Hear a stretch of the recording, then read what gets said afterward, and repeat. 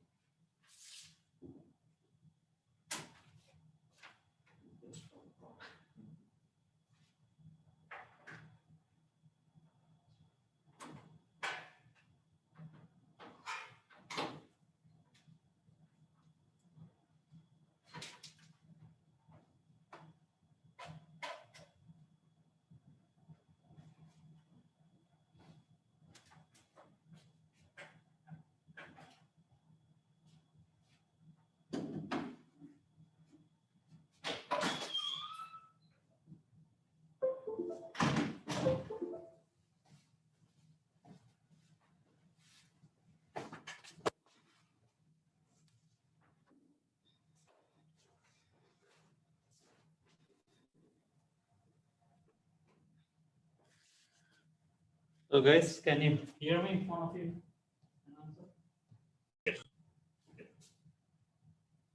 Yes.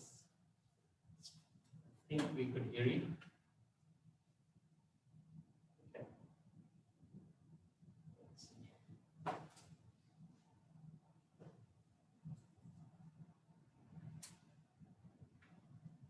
So there's Christian and Gordon here. Let me see that. Maybe you guys can discuss the Yeah, if you want. You can, yeah, you can go ahead. That's it. Yeah, so can you guys hear me? Yeah. Okay. Yeah, so the vote that I sent back, it came back was 5-2 in favor of the end of the week assignment. With that, Travis had said something about if we make it one at the end of the week and we forget to submit it, then you miss all of the quizzes for the week instead of just 1 or 2.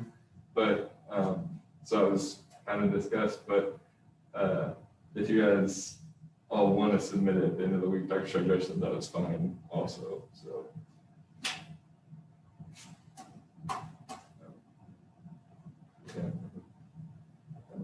So I'll be treating all the homework or all the assignments for the week as one. Is that okay? Yes. Oh yeah, and then I said on Friday class, I'll like keep track of how many quizzes there were that week. So at the end of class on Friday, then I can just give like a reminder, like, oh hey, we got, there's 9 or 7 or whatever, however many like total questions were asked. That way everybody knows how many is expected, at least for the last assignment. Sounds good to me. Yeah.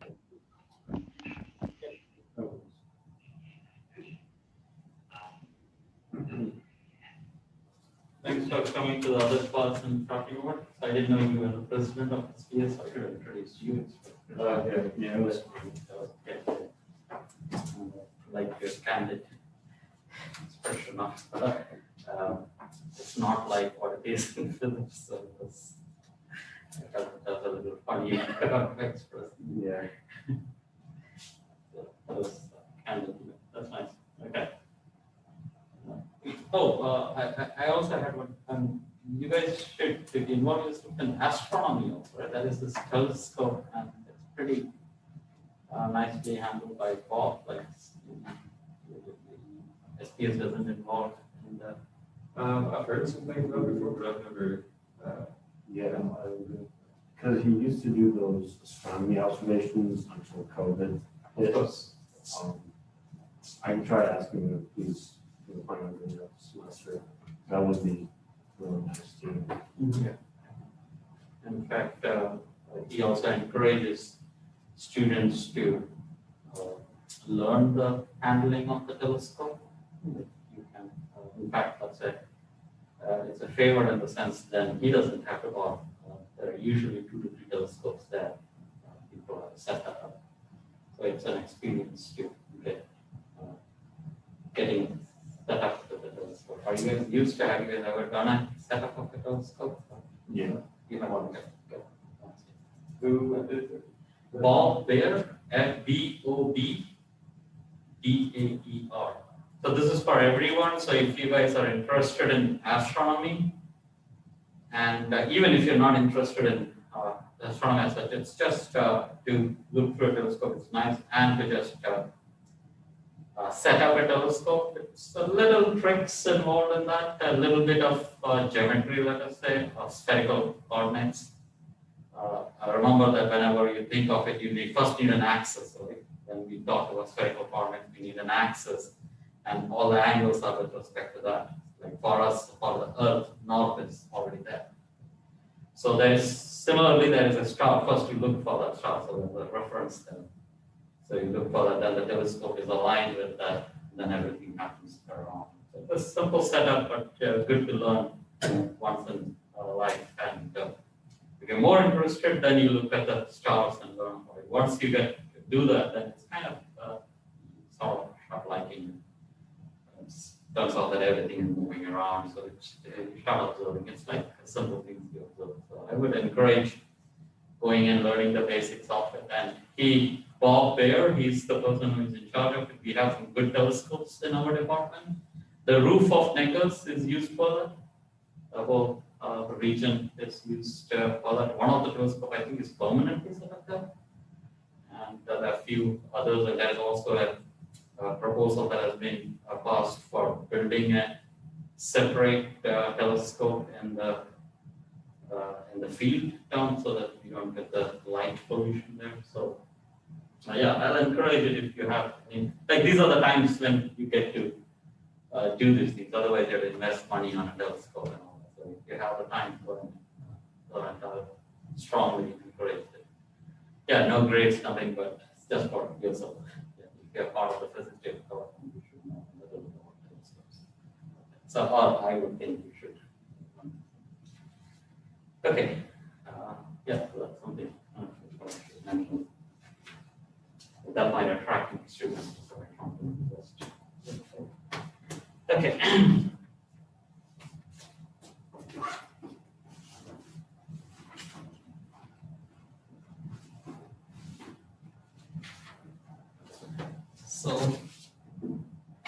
So we have, there's a homework 3. How was homework 2? Any comments on homework 2? That was due today, right? Any comments on that? Any usual, right? Okay. And submission of that is okay, right? That usually you have a week for it. Okay. And this is homework 3, February 12th. And 21.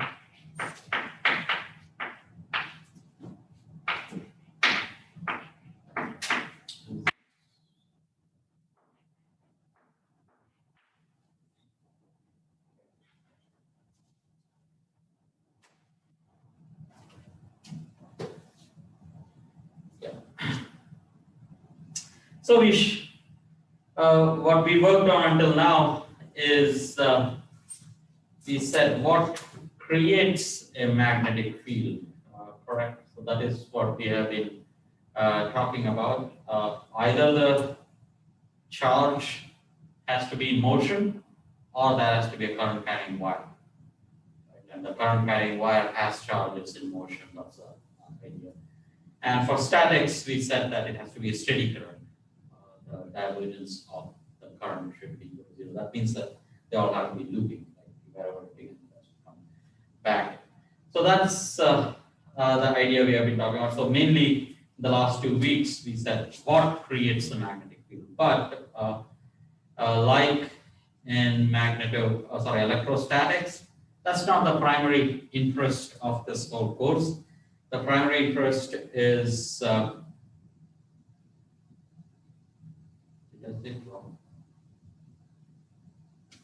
yeah, I said it wrong, right? In the last 2 weeks, actually, we started Ampere's law, but in the first week, we were talking about mostly how the magnetic field affects the current, and here we are talking about current affecting the magnetic field, and we already introduced it. I already talked about it to a certain extent, and we talked about Ampere's law. But now, what is different in this course as such, the way you studied in undergraduate physics and here, is that we will stress on what is called the magnetic vector potential alone. So we never talked about magnetic vector potential in the introductory physics courses, so we want to talk about that. It's exactly like electric potential is to electric field. Like if you know voltage, you pretty much know the electric field. But there is a small difference. You can always add or subtract, right? So it's a difference in voltage that you talk about in electrical engineering. You never, voltage itself doesn't have a meaning unless you say that it's grounded, the circuit is grounded, or the reference is at infinity. But in magnetic field, it is slightly more than that. It is there's a whole gauge associated with it because it's got a gradient. It is actually a curve that is important. So we need to start getting used to that, and at least we will fix the gauge, like we always choose the origin to be the ground with respect to a circuit. Similarly, we will have a gauge we will fix, but from that point on, we should have a feel for what a magnetic vector potential is. So again, let's review very quickly. So what is magnetostatics? So this is magnetostatics.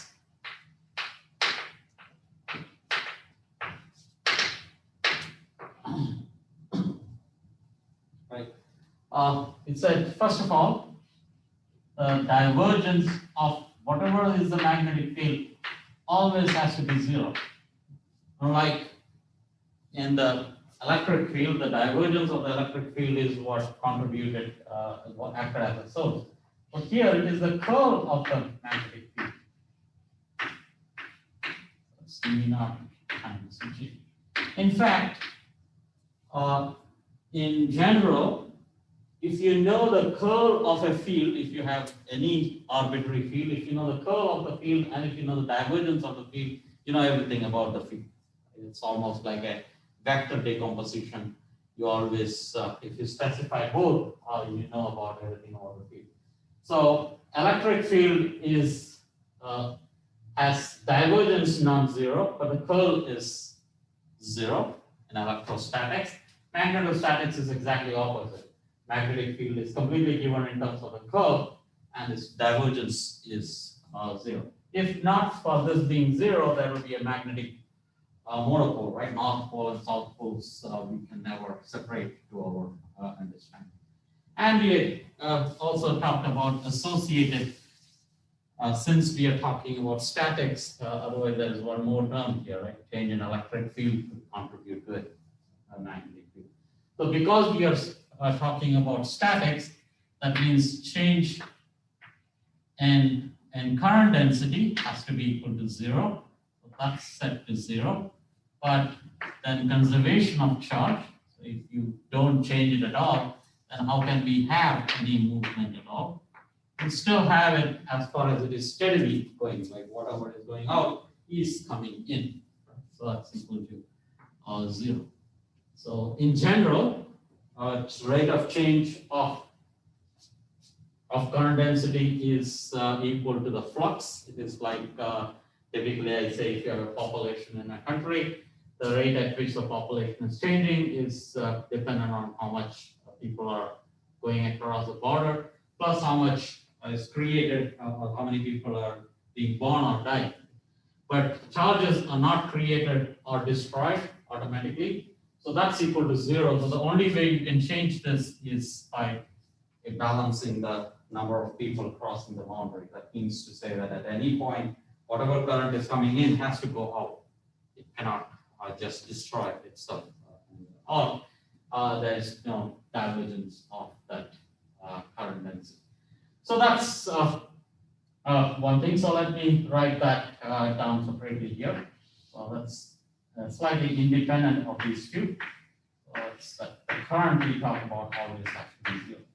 Often it is not stressed so much, but it is, otherwise it will have inconsistencies. So it's not necessary to write this in terms of it, but it's always good to remember that without that, if you don't take care of that, you might get inconsistencies. If this is equal to 0, this implies that the or I should say last week we concentrated on this equation, right? This equation in an integral level is the Ampere's law. So this is if you want Ampere's law.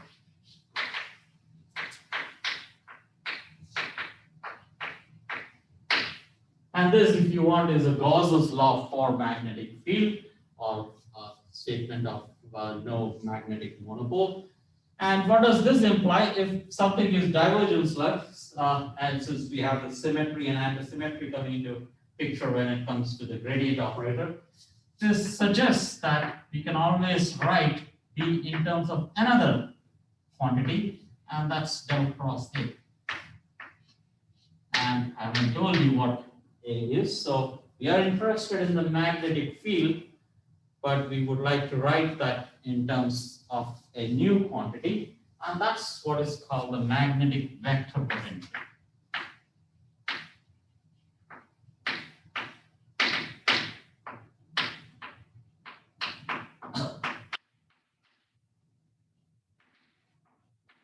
Magnetic field can be written as a curl of a vector field, and that's magnetic vector potential. This should be compared with the electric field is written as negative gradient of an electric potential, right? So this is electric potential, electric field, magnetic vector potential, magnetic field. So here, this is called electric. Since it's not a vector, I call it a scalar potential.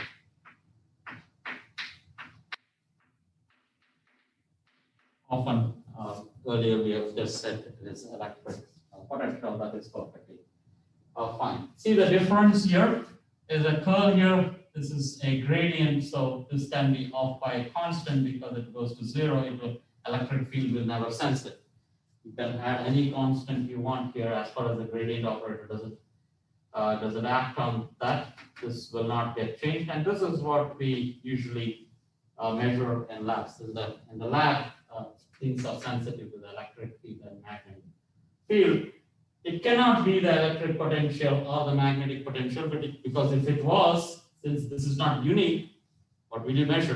Right? If something is not unique, you go to the lab, the instrument doesn't know what your approximations are or what your reference point is. So this cannot be in principle measured in lab. Having said that, we will talk about something where, or at least some situations where a magnetic vector potential can be measured. It's not that the vector potential can be measured, it's a loop integral of that. So A dotted with dl, so even though A itself cannot be measured, this will have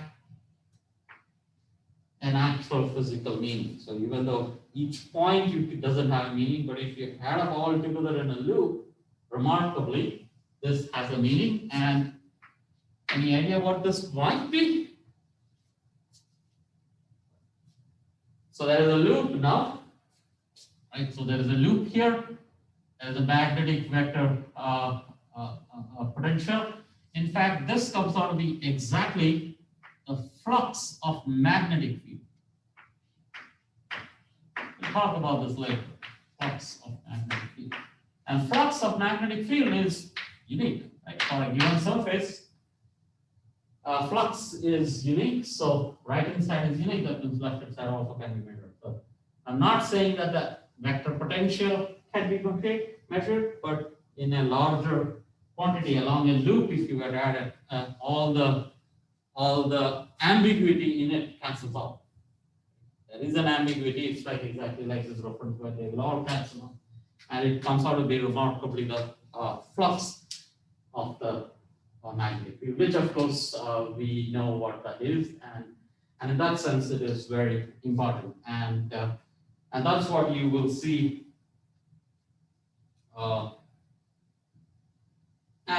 yeah, we will talk about that later. Yeah, let's reach that. Okay, so today what I want to do is I want to concentrate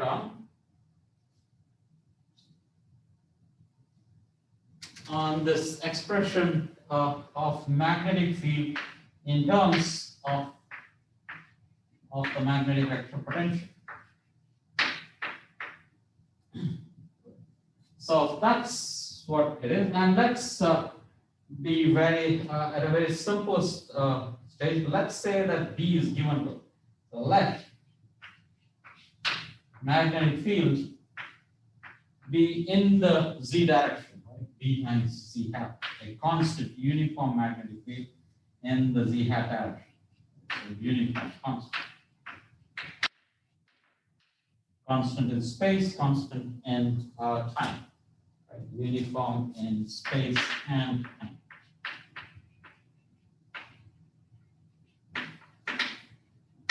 Time, of course, it is constant because we are doing magnetostatics.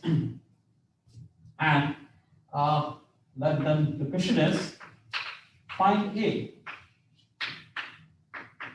A reasonable thing to ask what creates the magnetic field, and from what we are suggesting, it seems like this should have a arbitrariness in it, right? It just won't have a unique answer. And let's see that.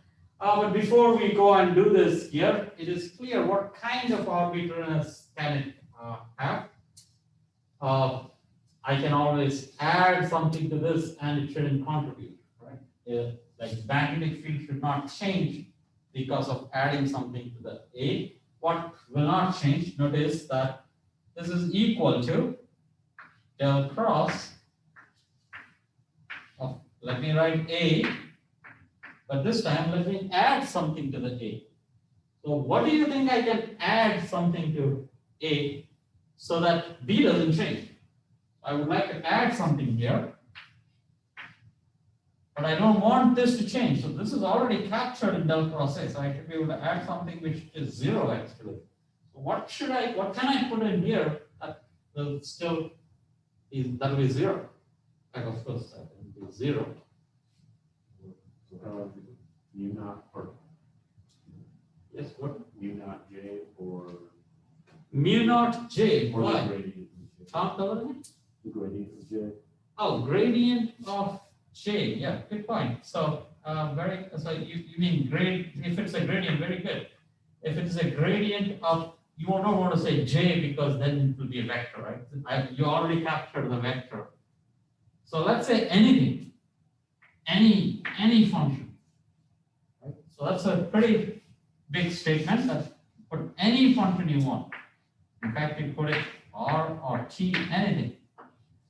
Any arbitrary function you add to this, but it has to be in the form of a gradient. Gradient of a scalar function. It's not, because if it is J can also be there. Why not? J is also arbitrary. But why is this okay? Because, and why is it okay? Because curl of two gradient operators, how much is that equal to? What is curl of, let's say, an arbitrary function lambda? What is that equal to?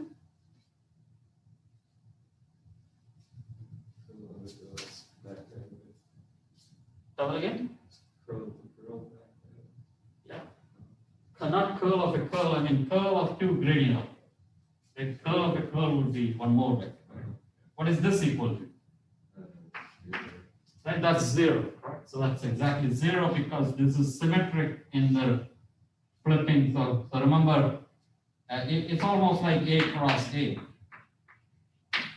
Right? If I were to flip A and A, it's the same, but cross product is antisymmetric, and that so that cannot work. By the way,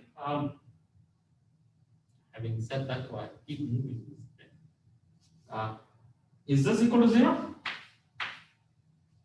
A cross A?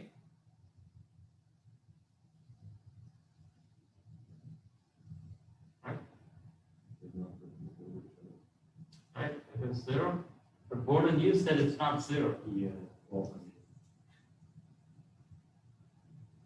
I'm not sure. Is A cross A always 0? Can you think of it, or yes, A cross, let me not confuse. A cross A is 0 the way we learn it, right? But I say there is a small catch there. Or can we think of a situation where A cross A is not 0?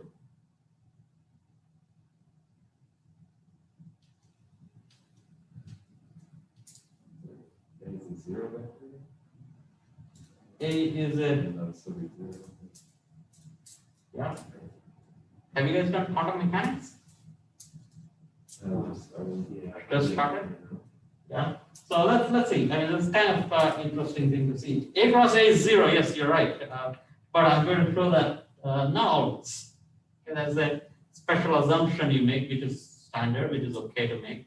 So let's say, what is A cross A? Right? Let's say this is, yeah. Let's for a moment, let's just evaluate this, right? So this will be in an elementary way. You would say this is IJK, and let me just keep the order the same. Okay? The only thing I'm going to do is that I'm not going to disturb the order. This A has to come first, and the second A has to come second. Well, how does it matter? Come on, this is the same thing. I entertain. Why should it matter?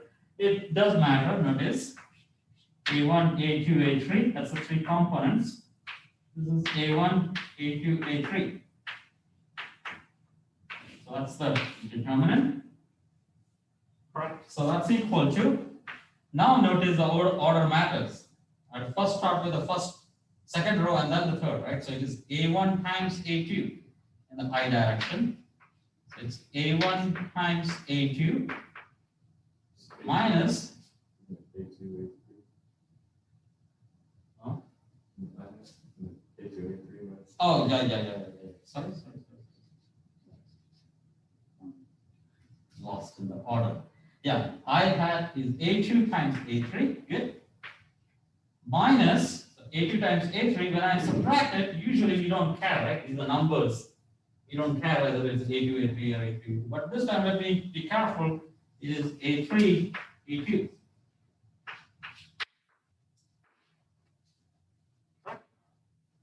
And this is minus J. Instead, let me say plus J. And then I have to start with A3, A1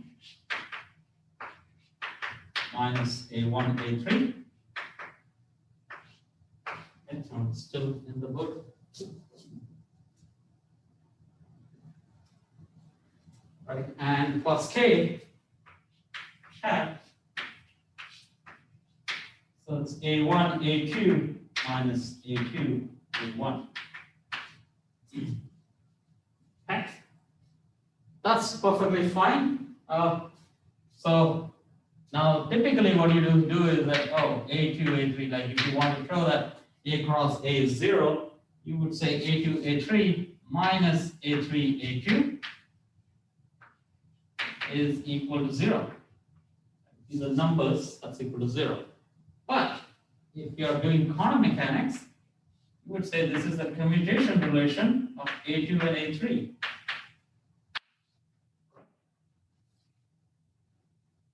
And in quantum mechanics, we know that not every quantity commutes. Position and momentum is a classic example, right? They don't commute. A better one, position and momentum, even though they commute, that notice this is the x component and this is the this is the y component and this is the z component, right? If you're talking about position, you would be saying this is x, y, and this is z. What is the commutation relation of position y and position z? in quantum mechanics? Follow the X matrix. No, so we know this, right? X comma dx. How much is this? What's the commutation of? Oh, you guys are not seeing it. Come. Okay, sorry. So this is so first let me x comma px. How much is that? The momentum in the x direction. What is this? Quantum mechanics?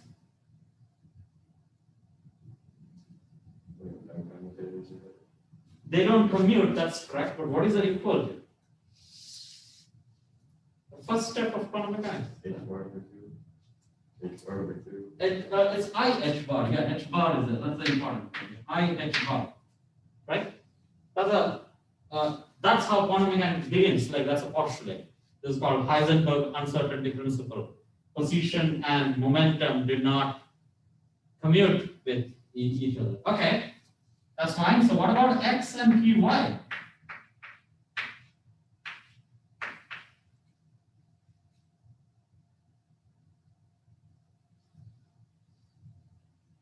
Since you did not tell me xp, it's very comfortably probably this is Negative or equal to? no, it's 0. It's only the xpx that is there. And xpz is also 0. Right? And the same thing with y comma px is 0, y comma py is ih bar, right? And so on. Then new question comes, what about x comma x? That's of course 0 because it's the same quantity. X comma y is also 0. And x comma z is also 0. Okay. And what is this? Px comma px, momentum is 0 with respect to each other. And the implication of this is that, remember in quantum mechanics, I think this part you must have heard, if you measure position and then you come and measure momentum, the earlier observation of position is lost. Right? That's the basic philosophy of quantum mechanics, is that you first measure position, then come and measure momentum, and then you go back and measure position, that's changed. Right? So the order matters here, so that's here. But if you measure position in x direction, and then go and measure position in y direction, and then come back and measure position, you're good. It will be still in the same state. Right? So that's that whole information. You can measure position in x, then again measure position in x, it's not going to get changed. Right? So that's the main idea. Right? So that doesn't really work, right? So this is, if A was position, this actually is 0. X component, y component, z component, y component, this is actually 0. So this doesn't really help. What is important is that what behaves like this is angular momentum. If you measure angular momentum in the x direction and then measure angular momentum in the y direction, the same vector angular momentum, then they don't like each other. That's actually ih bar is more than position momentum. It is like LZ. So this is in fact, quantum mechanics first time when they experimentally observed it, this was the quantity they measured. Like this is what is easier to work with. Angular momentum is very easy to measure. And notice Lx Ly. What does this mean? Lx Ly minus Ly Lx is not 0. A2, A3 minus A3, A2 is not 0. So in quantum mechanics, L cross L is not 0. In fact, it is actually equal to ih bar L again. In fact, next time you see quantum mechanics, all these commutation relations are nothing but a way of writing your cross product. X, px, so if the x component and y component do not do something, that's the way to see it. In fact, it's a calculus, I mean, you can go ahead and say that this is actually a calculus. That's how quantum mechanics works. So commutation relation is an evolution operator. So it's a derivative with respect to time. I cannot do that at this stage. But this is a whole calculus. And so commutation relation in quantum mechanics become the statement of calculus. Remember, calculus in dynamics is if I know the system at time t equal to t1, what is it at time t equal to t2, right? That's the evolution problem we talk about. That's Newtonian physics. In quantum mechanics, evolution operations are given in terms of commutation relations. So if you know the commutation relation between all the physical quantities, you know everything. But let's not go there. The only point I wanted to point out was that cross product is not always equal to 0, but gradient operator is. Okay. So gradient operator is similar. So if it is acting on the same thing, it is equal to 0. So you can always add this any arbitrary quantity to the vector potential and still it is fine. So that's what is called a gauge. Right, so this is called the gauge.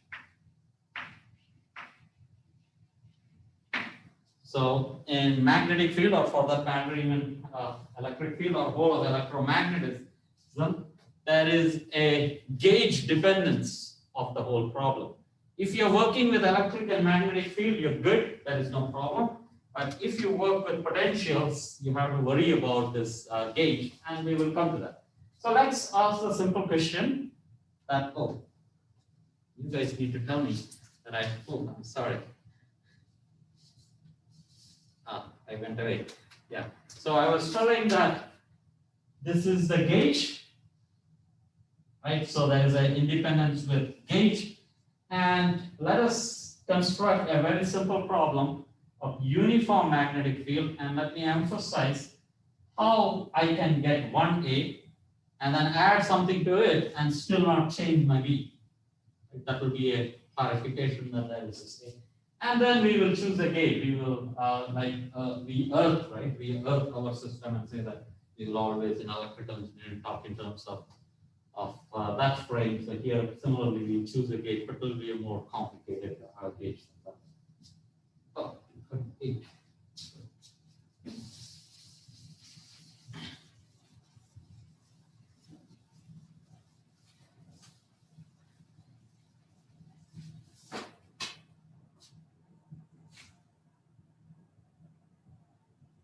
Okay, so let's, our goal again is, as I said, D is equal to B times Z, uniform, and what is A?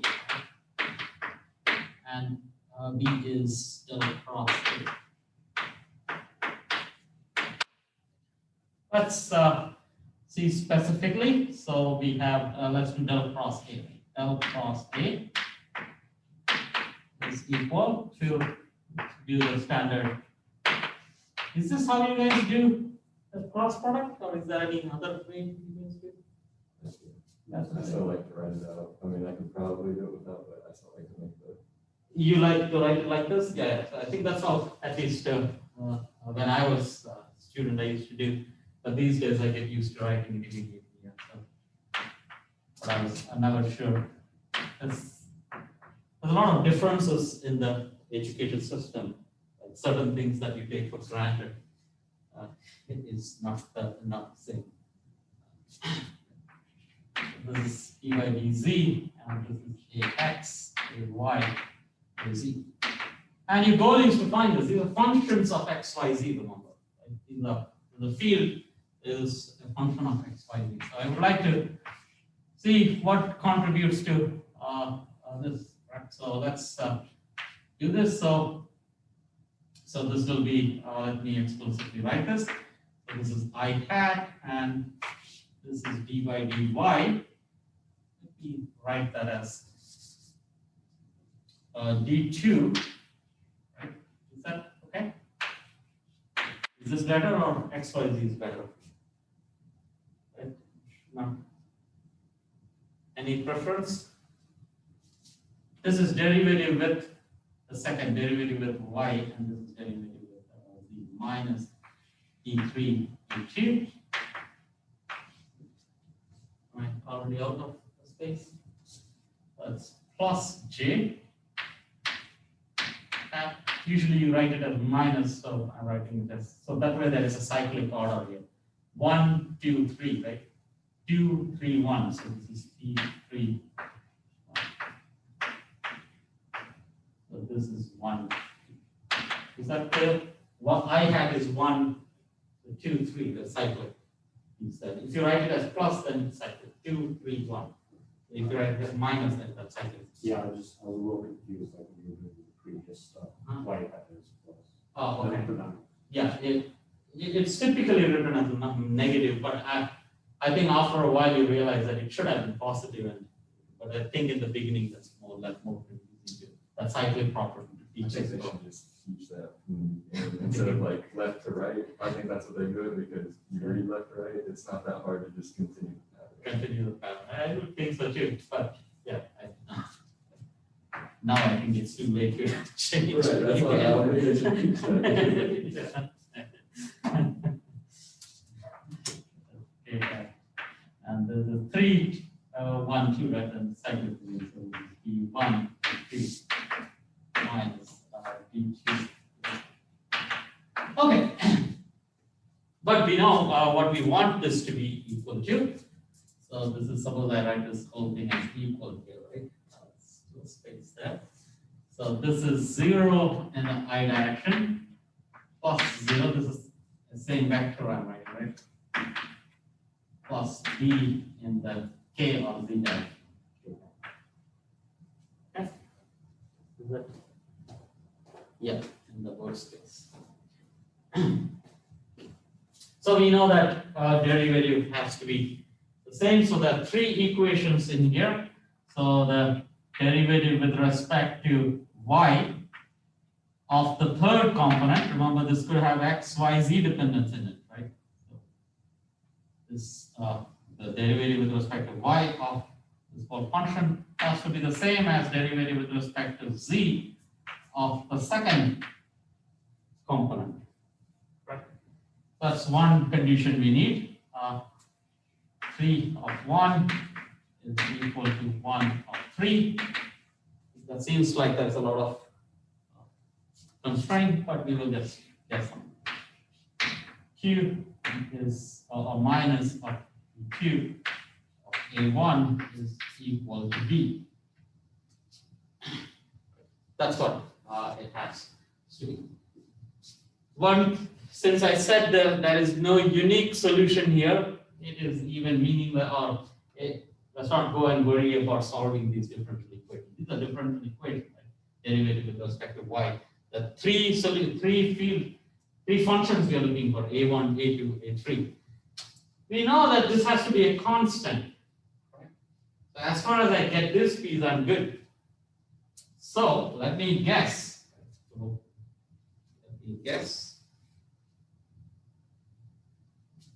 So immediately I can guess. So if I have a2, right? A2 is any function.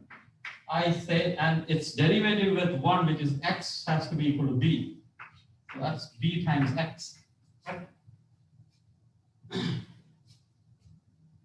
So this piece seems to give me like b. Right? I don't want this to contribute. So as far as a1 is not dependent on y, that will be 0. So in fact, that means that a1 equals 0.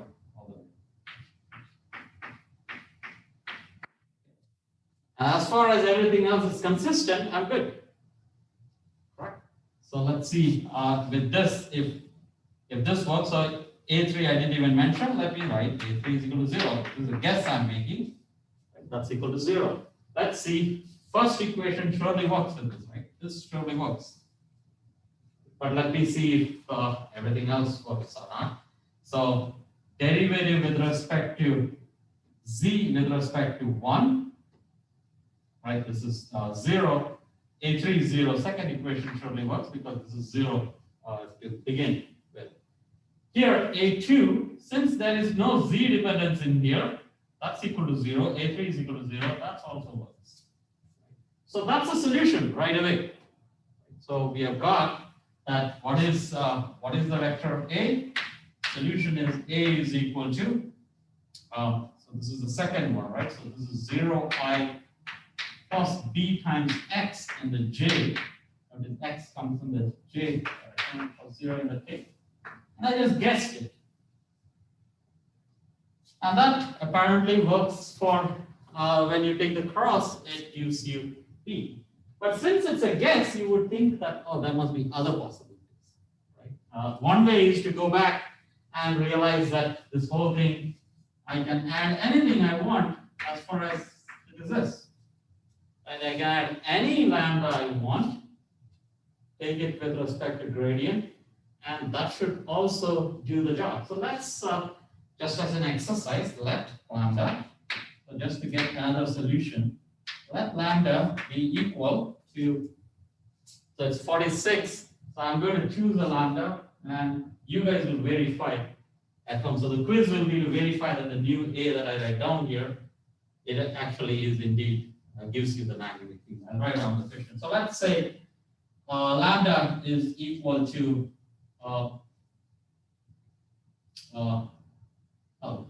so let's say xy, right?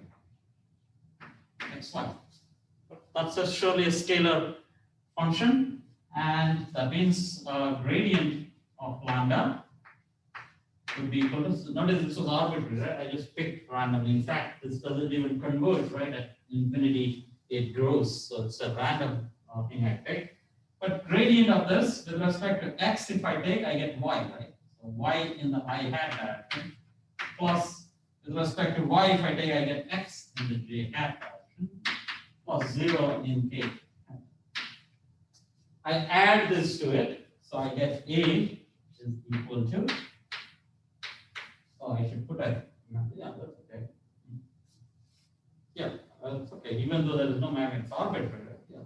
So this is equal to y, so I add up these two, right? So y in the I hat direction plus dx plus x, so d plus 1x if you want, right, in the j hat direction, plus 0 k. Apparently, this also should work. So your quizzes, right? So your quiz is to show that del cross A. Not from here, do del cross A and show that that is indeed B times K hat. Okay, it seems like, oh, what happens to this piece? I mean, all the properties like earlier, but everything will go away because there is going to be a contribution from here also. Somehow that will always balance out. So just check that indeed is true. And this arbitrariness, we want to reduce this arbitrariness to a certain extent, so we will pick a gauge. So this whole calculation, whenever we are in magnetostatics, we will pick a gauge. And later on, we will pick, sometimes we will pick another gauge also. And we'll talk about that in the next class.